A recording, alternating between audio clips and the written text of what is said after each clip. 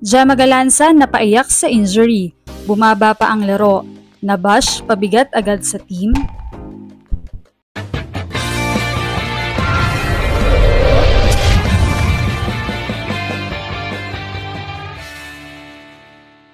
What's up, Volleyball Nation? Welcome back to my YouTube channel. Narito ako para magbigay sa inyo ng updates tungkol sa mundo ng volleyball. Pero bago yan, don't forget to subscribe and hit the notification bell para updated ka sa aking mga videos. Maaga ngang tinapos ng Creamline Cool Smashers ang first game nila kontra Cherry Tigo para sa pagbubukas ng quarterfinals. Hindi na nga nakaporma ang crossovers para makauna sa best of 3 series nila ng Cool Smashers.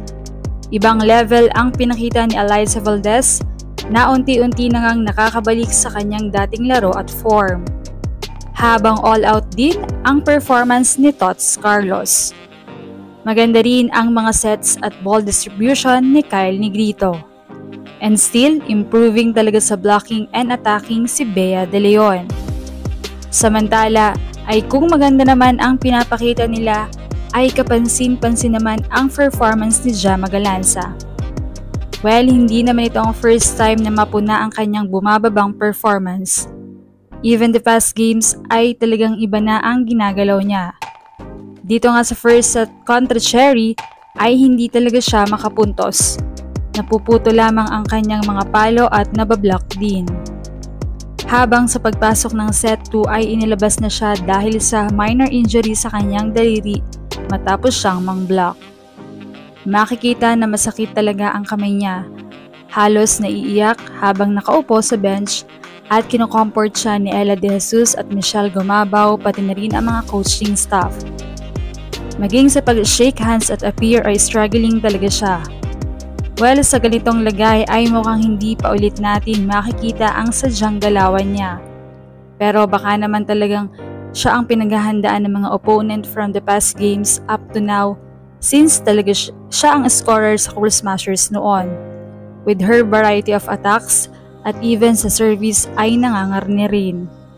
Samantala, iaabangan pa rin natin ang kanilang Game 2. Makabawi kaya at Cherry Tigo o sungkitin agad ng Creamline ang isa pang panalo para makamove na sila sa next round.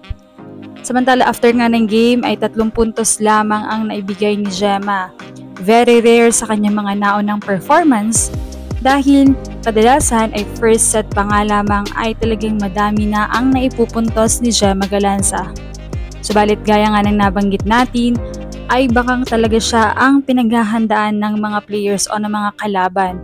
Kaya naman hindi na siya makapalo or hindi siya makapuntos.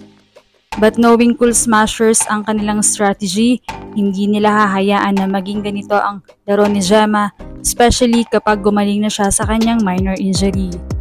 Aabangan pa rin natin ang kanyang comeback at kung magbabago pa ang kanyang performance mula sa kanyang bumababang laro.